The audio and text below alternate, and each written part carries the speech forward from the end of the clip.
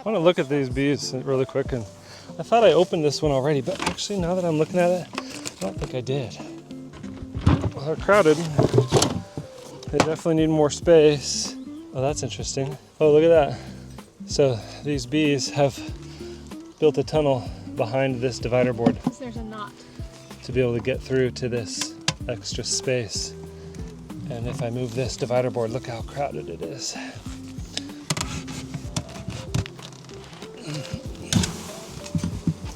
Smelling for the smell of fermentation. If the bees are fermenting, I want to be able to, I can smell it usually pretty quick. And if it's fermenting, that means that we've got a hive beetle problem. Which sometimes I see bearding because the bees don't want to be inside because it smells like alcohol in there. The honey's fermenting, and so they leave the box. But in this case, there's plenty of bees inside too, but I won't know 100% until I actually look at the frames that have honey and brood on them. I see a good population of bees. Everything looks dry, lots of worker brood. So this is a very healthy and strong hive right here. This is exactly what I want to see. Now this is the point. This is the whole reason I do natural beekeeping, because look at this beautiful frame right here, okay? Whenever I see frames like this, it just does my heart good. It tells me, number one, this is the whole reason why I'm doing natural beekeeping, because these bees are healthy. I'm not doing any treatments. I don't use any chemical treatments on any of my hives, and they are thriving. This hive has lots of beautiful tight brood. It's got plenty of honey and pollen stores, no disease.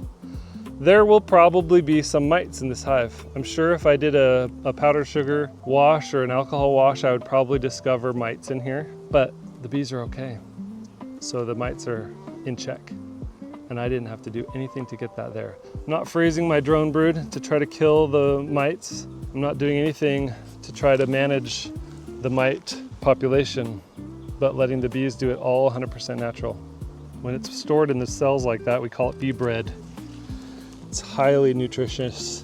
So this hive, the reason why they're crowding that entrance and bearding so much is just because they're getting crowded. It's full in here. There's not a lot of empty space for the bees to go. And if you look right here, so whenever I add frames, I always add them on the end right here. I love to see the shape as the frames that are drawn out create a very round shape. So this last frame is already starting to be drawn out. The next one's a little bit further, the next one's a little bit further, the next one's a little bit further, and so on and so forth. Each frame gets subsequently more and more drawn out to create a round spherical shape. So I'm going to add probably another 6 frames to this box right here because they're doing so well. And they need more frames to grow. They need space.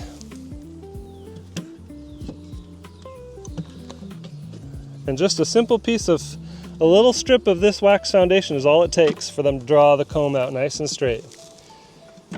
Have you noticed that almost every frame, not every frame, but almost every frame of mine has beautifully straight comb.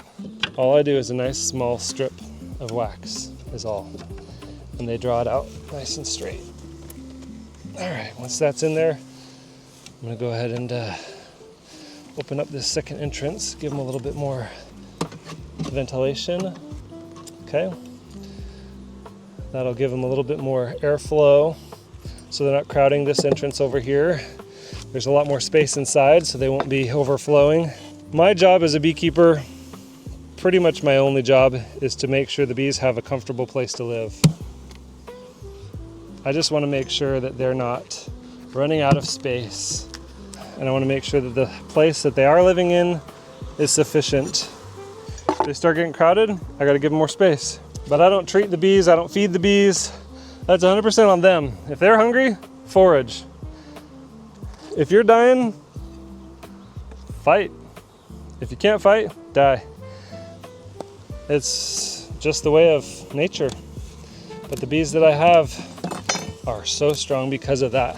They don't need any human intervention. They're strong.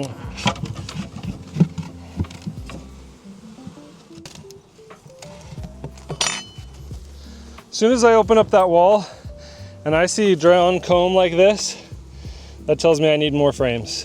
And then when I see bees covering the divider board, I already know but potentially they could be struggling on the inside, so I always take a peek. Great shot. Uh-oh. Whoopsie. I just wrecked that frame. But is it because it was built wrong? Yes. Sometimes the bees get a bright idea of drawing out the comb crooked. It's rare, but occasionally it happens. This is such good propolis. Yeah, look at that propolis. See all this gunk right here? That's glue. Bees use that. But usually when I have the strip on there on the top, that little strip of wax, the bees use it to draw a nice straight comb like this, perfectly straight, nice and even, beautiful. But occasionally that little strip will fall off. It's usually only when the strip falls off, which doesn't happen often, but when it does, then they sometimes draw out the comb crooked. But I'm gonna go ahead and add probably another So you're not even looking 6.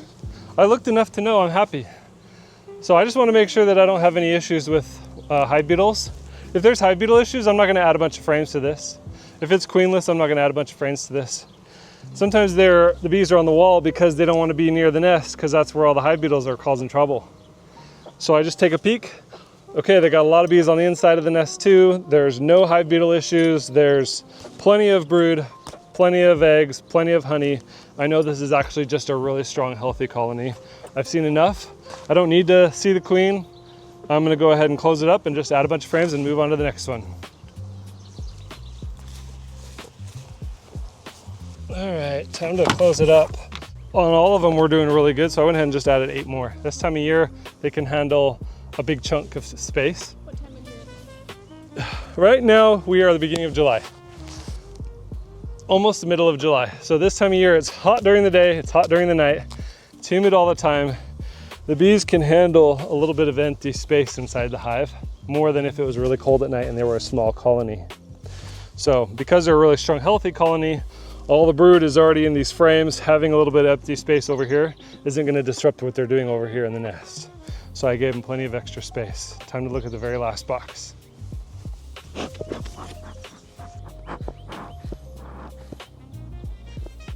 gonna break open the wall on the edge, this divider board. That's a good sign. Woo! Okay, take a peek at that and tell me what you notice. What do you notice right off the bat? Oh! Can you spot what's interesting about this beehive? There's something unusual going on. What do you see? Can you spot it?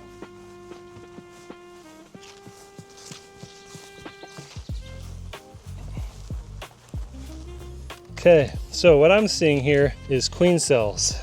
If you have a strong hive and they get an urge to swarm, sometimes they swarm because the queen is dying or she's failing. This one looks like she's doing quite well, so I don't think it's an issue of a failing queen, but I'm seeing lots of queen cells. If they just barely started capping these cells, that's a good sign, actually, because the other queen, the original queen, might still be here. In which case I don't lose half of my bees. So that's what I'm looking for right now. I'm looking for the queen. She's in here, I wanna find her. What's interesting is this doesn't appear to be a very strong hive. Of course, that could simply be because they've already swarmed and half of the bees left. It would seem to me as though these are not supersedure, but swarm cells, which means that they're doing it on purpose because they want to swarm, not because the queen is failing. Supersedure cells usually occur in the center of the frame, whereas swarm cells hang down from the bottom. So these definitely look like swarm cells to me. If there's no eggs, then the chances are they've already swarmed, and considering the population is not super crowded, my guess is they have already swarmed. But I'm really hoping that they haven't. So I'm hoping to find the queen. Well, considering the number of queen cells and the absence of a queen, I know they're gonna swarm. Chances are the first queen to emerge is gonna kill all the other ones. Alternatively, they would just swarm a second time, which is not ideal. We're gonna have to pause filming. I'm gonna get to work, and I'm gonna probably make 3 splits out of this hive right here because of all the queen cells. So I'm gonna use a couple of those swarm traps to make some splits here. Let's get to work.